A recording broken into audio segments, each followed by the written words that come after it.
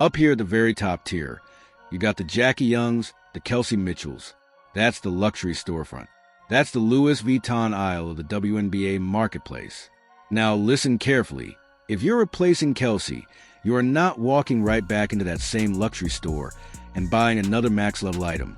And you're not diving all the way down to the bargain bin either. Because if the Indiana Fever get this decision wrong, it's over. Their championship window closed before it even fully opens. Right now, there's a massive, incredibly dangerous financial illusion spreading across the entire WNBA fan base. Casual fans look at this Fever roster, and they start begging for emotional continuity. They want the front office to hand Kelsey Mitchell a $1.4 million supermax deal without hesitation. They see 20 points per game and assume she's untouchable, irreplaceable, essential. But that thinking, it's fundamentally flawed, because you're not a casual fan. You understand the cold reality of salary cap math. You understand leverage. You understand efficiency. And in modern professional basketball, you never overpay for inefficiency. You never commit 20% of your cap to a player who slows the offense and stalls ball movement. Welcome back to WNBA Pro. No PR spin, no media narratives, just raw numbers. Lock in, turn off distractions, because today we're executing one of the most aggressive offseason strategies you'll ever see. We're going to prove mathematically how Indiana can replace Kelsey Mitchell, and not just replace her, but upgrade the entire system. Let's establish the reality. The new CBA has pushed the salary cap to $7 million. The supermax sits at $1.4 million. And Mitchell, she wants that full number. If Indiana writes that check, the consequences are immediate.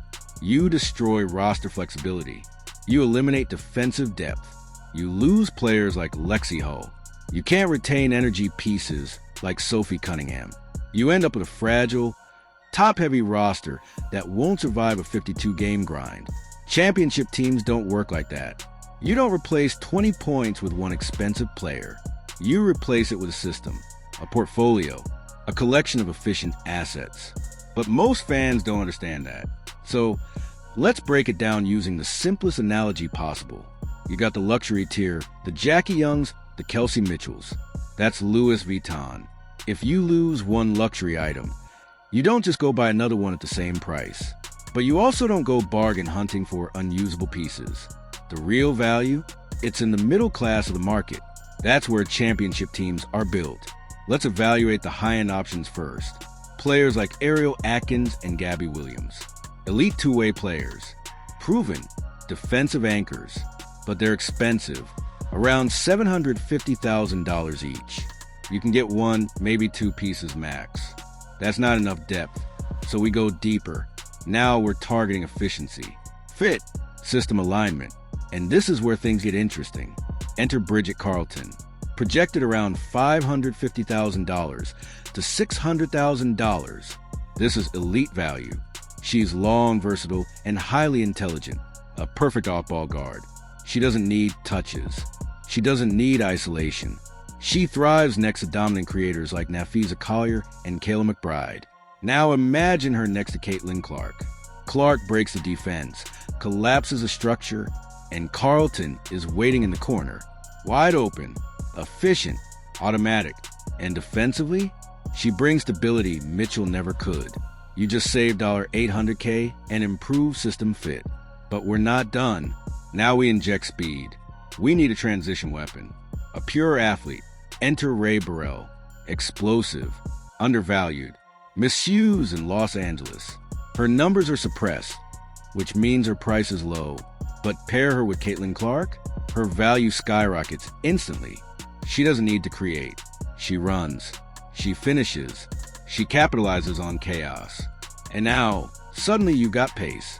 Now we round it out. We need an interior presence. Energy. Rebounding.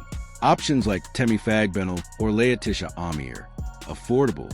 Mobile. System ready. And just like that, you built 3 players for the price of one. Carleton, Burrell, Fagbenle, all for the same $1.4 million. That's not a replacement.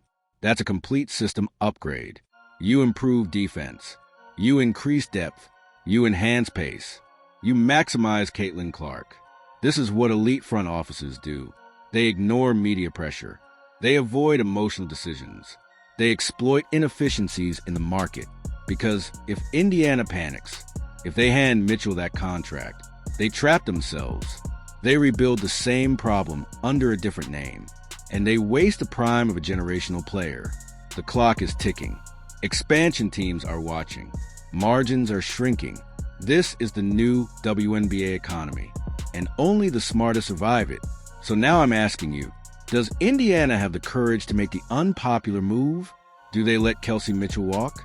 Do they execute the 3-for-1 strategy? And just how dangerous does this team become when Caitlin Clark is surrounded by pure efficiency? Drop your analysis below, because this isn't just basketball anymore. This is a full-scale corporate war.